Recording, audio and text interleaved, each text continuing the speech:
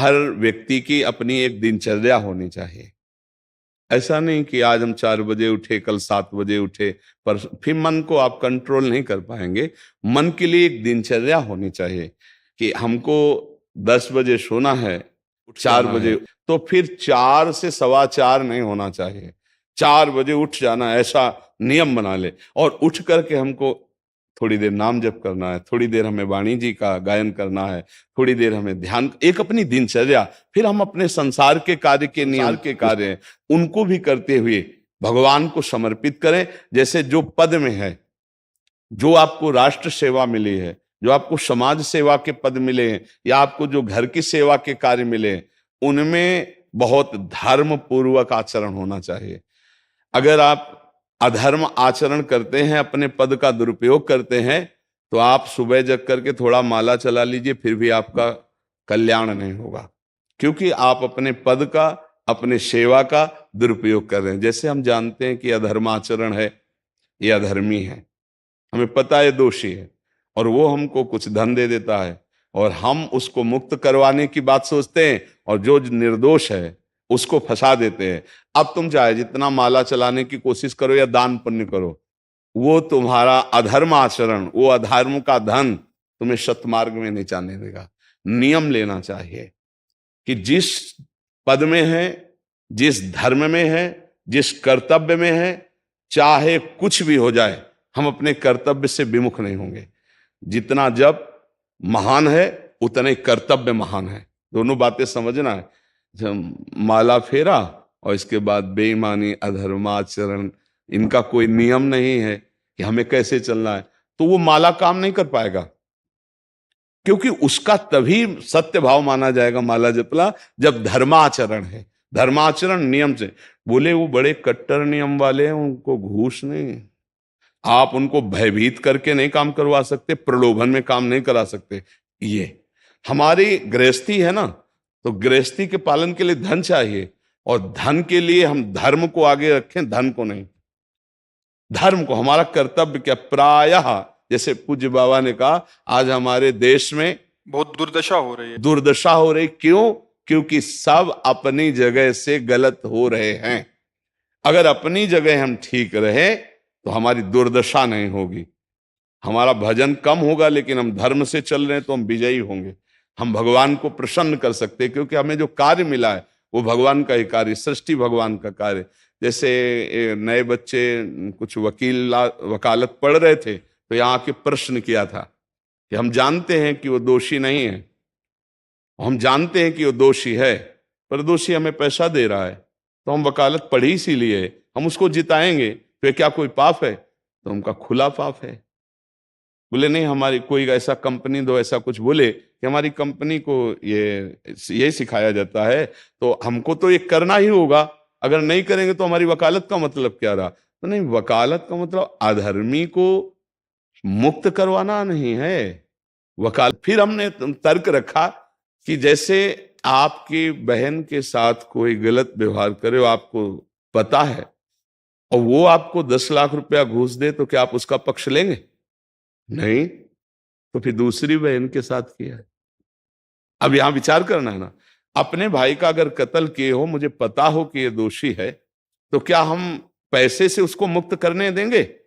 लगेगा कि जान की बाजी लगा देंगे, और तुम्हें हम, ऐसे ही एक गरीब आदमी की किसी ने हत्या की है, तो आपका पक्ष बनता है।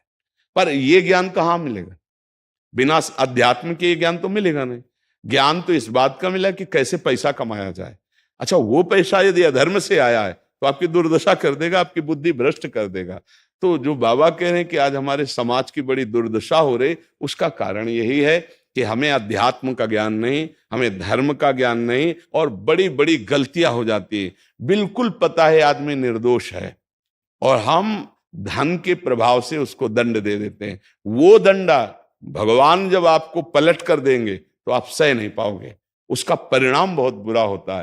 तो इसलिए समाज को चाहिए अपने अपने कर्तव्य का पालन करते हुए एक नियमावली बना ले।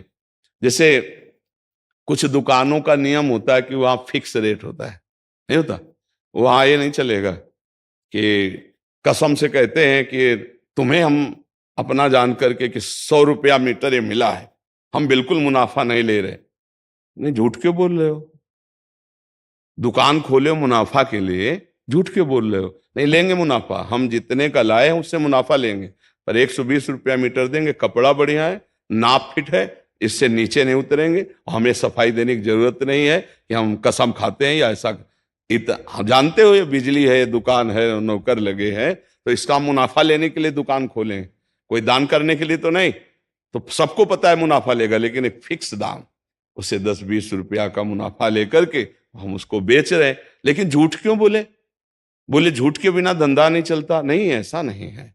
अब असत्य बोलोगे तो उससे जो आपको मुनाफा मिलेगा वो आपकी बुद्धि भ्रष्ट करेगा, और सत्य है कि मुनाफा के लिए है वही चीज, और आप एक फिक्स रेट में दे रहे हैं, बढ़िया है।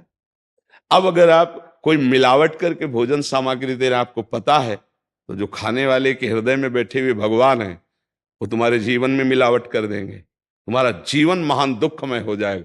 ये कहां समझा जाता है? एक आदमी सिंथेटिक दूध बना रहा है, उससे कहो ये अपने बच्चे को पिला, नहीं पिलाएगा। फिर ये दूसरे का बच्चा जब पिएगा तो उसकी हालत क्या होगी? दूसरे शरीर में जाएगा तो हालत क्या होगी? वो केवल धन की बुद्धि रख रहा है।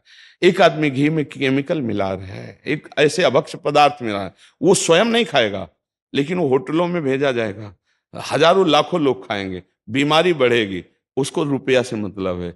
ये चीज, ये दुर्दशा हर जगह धर्म का ज्ञान न होने के कारण फैल रही, नहीं फैल रही। एक मरीज बीमार है, असली दवाओं में पैसे ज्यादा है, नकली दवा लेकर के असली के दाम में बेच देना, उसको बिल्कुल फायदा ना होना। लेकिन परमात्मा देख रहा है, तुम जानते हो नकली दवा है, वो तो नहीं जानता बेचारा, ज्यादा पढ़े लिखे नहीं, किसान आदमी गांव का आया है, तुमने दे दिया और उसने पैसा दिया असली के। अब वो पैसा तुम्हारी बुद्धि भ्रष्ट करेगा, तुम्हारे परिवार में कलह पैदा करेगा और तुम्हारा पतन कर देगा। ऐसे हर डिपार्टमेंट में, हर विषय में यदि हम अपने धर्म से चले, अपने सत्य से चले और थोड़ा भी भजन होगा, वो आपको उत्तम गति प्रदान करेगा। पर ऐसा कहां समझ में आ रहा? अध्यात्म के बिना भला ऐसा समझ में आएगा? तो इसीलिए कह रहे हैं हमारे देश की दुर्दशा हो रही। पूर्वजों में पहले यह था कि हमारा धर्म नहीं जाना चाहिए चाहे प्राण चले जाएं, हमारा चरित्र नहीं जाना चाहिए चाहे सर्वस्व नष्ट हो जाए। आज इसकी कोई परवाह नहीं, तो उसी से बुद्धि भ्रष्ट हो जाती है, जीवन एक पशुवत आचरण वाला हो जाता है, और वो अपने को बड़ा सुखी समझने लगते हैं कि हमारे पास बड़ा वैभव है। लेकिन प्यारे, उस दिन को याद करो जिस दिन तुम्हारा आखिरी समय होगा, ना तुम्हारा फार्म हाउस जाएगा, ना महल तुम्हारा जाएगा, ना बैंक बैलेंस जाएगा, ना कोई व्यक्ति, और ना ये शरीर। अब तुम्हारे कर्म तुमको भोगवाएंगे। उस समय की कौन याद करता है? अगर उस समय की याद हो तो भय लग जाए कि नहीं नहीं, पाप नहीं करूंगा, क्योंकि जाना है यहां से। अच्छा, कब जाना कुछ पता नहीं, किसी भी समय ट्रांसफर हो सकता है इस शरीर से। तो हमें लगता है कि महापुरुषों के जो वचन हैं कि हमें एक नियम से जीवन जीना चाहिए, धर्म पूर्वक जीवन जीना चाहिए, अपने कर्तव्य का पालन करना चाहिए। जो हमारे लिए कर्तव्य, आज प्रायः धन प्रधान बुद्धि होने के कारण कर्तव्य स्वाहा हो रहा है। एक विद्यालय में विद्यार्थी के लिए जो गुरु पद में बैठा है, उसका क्या कर्तव्य है? वो अपने कर्तव्य को भूला हुआ है। भला छोटे छोटे विद्यार्थियों को, जिनकी नींव पूरे राष्ट्र सेवा में, समाज सेवा में ये बन सकते हैं, अगर उनको हम सही शिक्षा नहीं दी तो उनका पूरा जीवन बर्बाद हो जाएगा। अगर उनको हम गलत सपोर्ट कर दिए तो उनका पूरा जीवन बर्बाद, क्योंकि नया जीवन है। और जगह जगह अपने अपने कर्तव्यों का यदि पालन किया जाए तो पूरा समाज सुखी हो जाए। लेकिन कर्तव्यहीनता आ रही, कोई अपने कर्तव्य को नहीं समझ रहा है। तो यही बात महापुरुष जनों को दुख लगता है कि अगर सब अपने कर्तव्य का पालन करें, धर्म का पालन करें, भगवान का नाम जप करें, तो सब सुखी हो जाए। सुख सब चाहते हैं और आचरण दुख वाले करते, इसीलिए सुख नहीं मिल रहा है, परिणाम में हमें दुख मिल रहा है। सच्ची मानना, वो रुपया पूरे परिवार में अशांति पैदा कर देगा। और धर्म पूर्वक 100 रुपया लाओगे और 4-5 परिवार के बैठ के नमक रोटी खाओगे, आनंद से सोओगे, बड़ा प्यार रहेगा, भगवान की कृपा रहेगी। पर यह बात समझ में नहीं आती है। तो ये वृत्ति अगर छोड़ी ना जाएगी तो कुछ भी कर लो, कहीं भी दान पुण्य कर लो, लाभ नहीं मिलेगा। अगर दान देने की बात कही गई है तो धर्म पूर्वक कमाए हुए धन से। अगर आप मेहनत से कमाए हो ना, 10 रुपया दे दोगे ना, तो 10 रुपये का वो आटा लाके अगर 2 रोटी खाएगा तो खूब वजन होगा।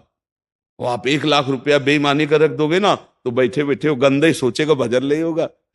उसका गंदा सोचना और आपका गंदा करना, दोनों मिल करके उसके कारण भी तो आप बने ना, तो आपका ही पतन हो जाएगा। उसको तो भगवान बचा लेंगे क्योंकि भगवान की शरण में है। तो मुझे लगता है अधर्म के धन से कभी किसी को लाभ नहीं मिलता। तो अपने कर्तव्य का पालन करते हुए यदि नाम जप किया जाए तो बहुत जल्दी हमको लाभ प्राप्त हो जाए।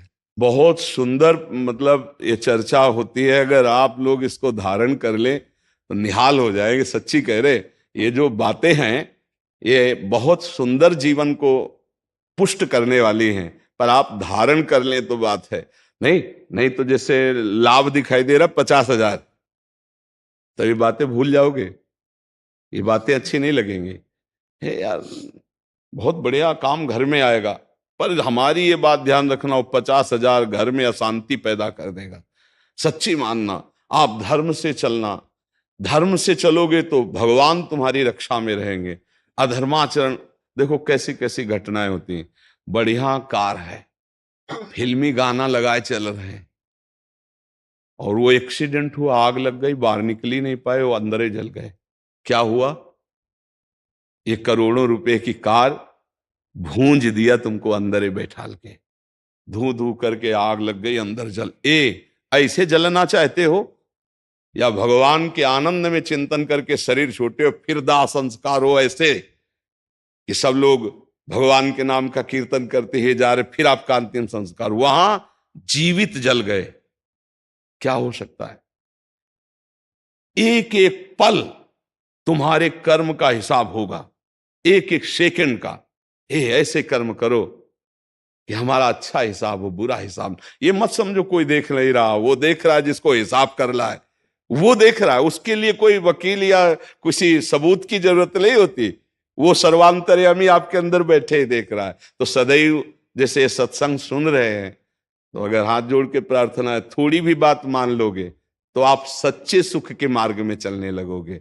नहीं तो भाई बहुत गंदी हवा चल रही है, माया की बहुत गंदगी ऐसी फैल रही, कलिकाल है ना, कि ये बातें किसी को पसंद नहीं आती। वो बात बताओ कि हम कितना रुपया कमा ले, कैसे कितने भोग भोग ले, और वो अध्यात्म में नहीं है। आपको सच धोखे में मत रहना, अध्यात्म में है। जितना आप धर्म से चलोगे उतना सुखी होगे, और लोक में है जितना धन मिल जाएगा उतना सुखी माना जाएगा। लेकिन वो सुख नहीं है, वो चंद मिनट के लिए हाइलोजन की तरह जलेगा, फ्यूज हो जाएगा। और धर्मात्मा दीपक की तरह जलेगा, पर बहुत काल तक चलता रहेगा।